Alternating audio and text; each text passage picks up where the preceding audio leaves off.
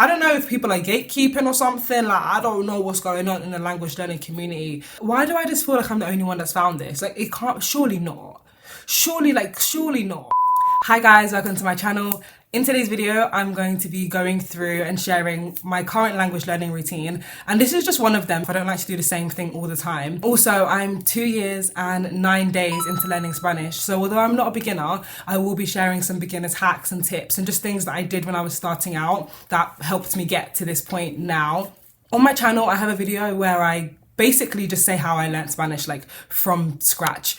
I made that video when I was about one and a half years into my Spanish learning journey, and I would definitely recommend, if you haven't seen that video already, watch that video because I just give all of like the gems, the tips, like the secret hidden resources. Some are more secret than others, but yeah, I definitely recommend you watch that video. If you're curious to know what my Spanish speaking level is, then I will also link a video. It's about 40 minutes of just pure dialogue between me and this guy called Oscar from Guatemala, and we just spoke for ages about a bunch of different stuff. So yeah, that's all. That video is completely in Spanish. And now I'm just gonna get into what I actually do.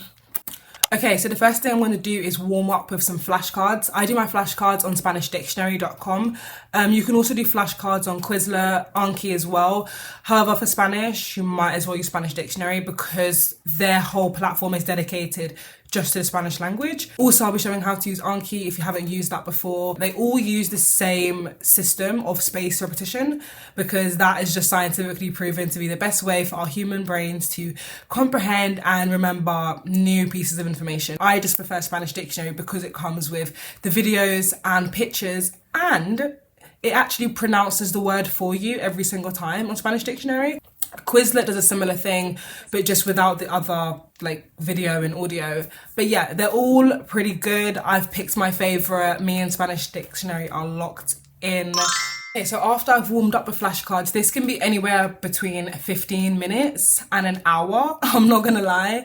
I know it sounds like a lot for a warm up. You can also do 5 minutes as well, because some days I just feel like doing 5, 10 minutes, 3 minutes. Do you know what I mean? It just varies. Consistency is important to make sure you're doing it every day, but no one said how much you have to do every day. Obviously, the more the merrier in the long run. However, even if you are getting in 5 minutes a day of vocabulary, like trust me, you will learn so many new words. You will learn at least 10 new words a day, I promise you, if you just do 5 minutes of vocabulary a day. Next thing we're going to do is you're going to go onto a website called PRLA, and I've spoken about PRLA before in this video. This video is underrated Spanish resources because yeah, when I was watching videos, why was no one talking about this? Like I was watching so many Spanish learning videos when I just started. And yes, there's a lot of resources out there for learning Spanish, but they all seem to say the same stuff. Like nobody was talking about Spanish Dictionary. Nobody was talking about PRLA. And I was just like, what? I don't know if people are gatekeeping or something. Like I don't know what's going on in the language learning community. Like who is gatekeeping? Because it's not me. Go to www.profla. I'm not getting sponsored by these guys. I wish they would sponsor me, but you know, I'm still going to preach and advocate for the resources that have genuinely helped me. So yeah, this website has like articles, videos, games even. They've even got games. Like they've got all different types of stuff, and they're just activities. I think the intention of this website is meant to be for teachers that are teaching Spanish to their class, or maybe private tutors. I think that is a target audience. However, you can use it as an individual to teach yourself, so you can be the teacher and the student together at the same time. Today I'm gonna do the intro questions, because usually there's some questions they ask you. It's all in Spanish, by the way, and it ranges from level all the way beginner to A1. From A1 all the way to C2 is the most advanced that they have on there as well. So yeah, today I'm going to be doing an article, and then they highlight the words that are like more difficult, and there's a glossary at the bottom. So yeah, I'm going to do the introduction questions, go through the article, read it, try my best to understand it because it's probably going to be difficult. And then at the end, they have comprehension questions. There's some topics of conversation, some conversation starters as well that relate to it. There is a crossword as well. There is all sorts going on basically that all relate to one topic. So whichever topic you've picked to cover, just know your vocabulary for that specific topic will be enhanced massively. And they have topics on everything, like from the Ukraine to the Eurovision to the Barbie movie. global warming. I was doing one on fast food and like how fast food chains like McDonald's and Burger Kings are taking over small companies, like small businesses, like basically the takeover of franchises. Like you can literally do any topic on there. Also, as I said, with Prof LA, with the website, they have questions like introductory warm-up questions. They also have questions at the end when you finished as well. What I do at this point is I go onto my laptop and I record myself answering the question, answering the discussion, like, engaging in the discussion, because the point of this, like, as I said, this website, I think it was intended for classroom use. So there's like kind of icebreaker questions, stuff like that. Obviously when you're doing it by yourself, like you need to be able to speak. So that's when I record myself and I make sure I go through all the questions and I get the most out of it. That way I'm getting speaking practice out of what could have just been like a silent activity. But I don't do silent activities. I talk, as you can see. I'm a talker. Like I like to talk. Like, okay, so the next part of this will require a book in Spanish. That's my bookmark. It will require some sort of literature or text in Spanish or the language that you're looking to learn. It doesn't have to be obviously the physical if you have a Kindle, or you can go online and type in a book and PDF after it. This book is a native level book. I actually bought it in Spain. I have a vlog on this channel of where I bought this book. So if you've seen this book before, you were watching the vlog and you saw like we were in Alicante, España, and yo compré el libro. Yeah, I got this book there. I don't read Spanish books the same way I read English books. I have a book which I'm reading in English, and honestly I just sit back, relax, and I whiz through it. It's my native language. However, when I'm reading in Spanish, it's slightly different. You're not gonna whiz through like a dense text in a foreign language. So I will show you how I tackle this one page at a time. As I'm reading, I underline words I haven't seen before and I don't know, and I'll either write the translation in English or I'll expand on it further in Spanish.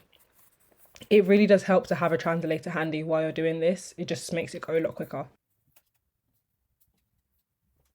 So obviously throughout the course of the study session, you've been accumulating new words from the articles, from the book, from your flashcards. You've been, exposed to quite a lot of new vocabulary. So what we're going to do now to solidify it is a speaking exercise, because remember how I said I really like speaking? Yeah, we're going to do a speaking exercise and you're going to just write down about 10 to 15, not too many, because if you write down every single word that you've learned, first of all, you're not going to be able to use it. And second of all, it's just not going to be like, you're not going to remember it that well, because you're kind of doing overkill at this point. So I would just say limit it to like 10, like 15 is even a push. Let's just write down a list of 10 new words / phrases that we've picked up over the course of the study session, over the course of the day.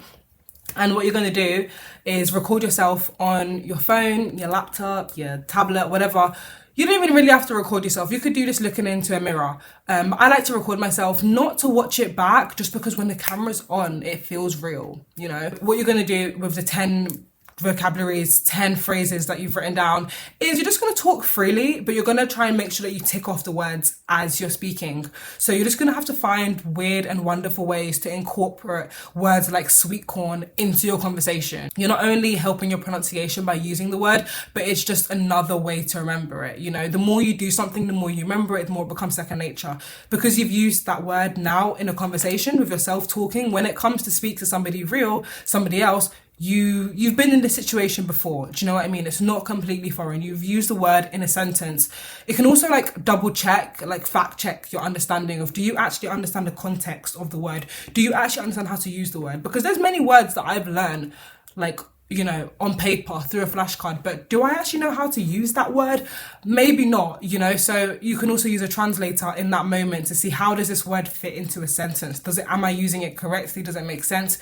To be fair, in its essence, I think this really is what fluency is, because you can be a dictionary, you can identify as a dictionary and know all of the vocabulary, but unless you can smoothly put that into words, into a sentence, then that is not fluency, So I feel like this at its heart is a fluency exercise, because you're getting vocabulary and you're finding out how does it slot into my conversation. Like, that's fluency. So this is a hack for beginners or people who are trying to nail down their conjugations and their use of them. So obviously in Spanish, we kind of know there's a lot of conjugations. If you didn't, then I'm telling you now, there's a lot of conjugations in Spanish, especially compared to English. In English, we have like, I have, you have, she has, they have, we have. It's very much the same. Whereas in Spanish, it's not the same story. Every single verb has a different way for every single person. Like, and I mean every single verb for every single person. So conjugations are a massive part of the language. If you want to be able to use any verb, you will need to know how to conjugate. So some conjugation hacks that I have for you guys is, firstly, there is an online gaming platform, kind of. I wouldn't really call it like a gaming platform. Like, it's not a hardcore gaming. Like, it's not Fortnite. Do you know what I mean? However, you can learn conjugations by playing these games. So there's like this one game where I think you're like a turtle and you're being chased and you have to like escape or something. But in order to escape, you have to get the conjugation correct.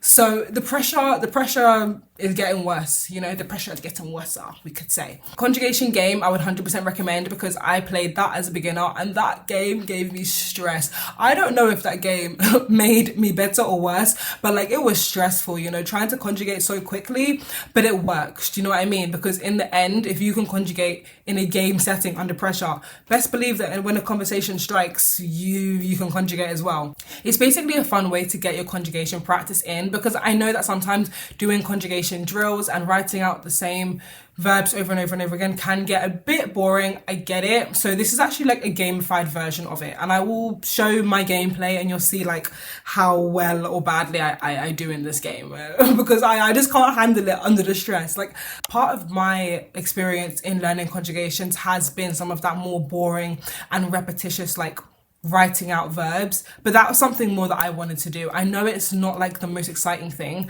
However, I actually wanted quick results and I wanted them now. Like, I wanted to know the conjugations and I wanted to know them now. So although I did kind of sometimes pick the more boring option, when I still wanted to learn conjugations but I wanted something more fun, I would play this conjugation game. Because once again, I've never heard anyone talk about this website. Like, why do I just feel like I'm the only one that's found this? Like, it can't, surely not.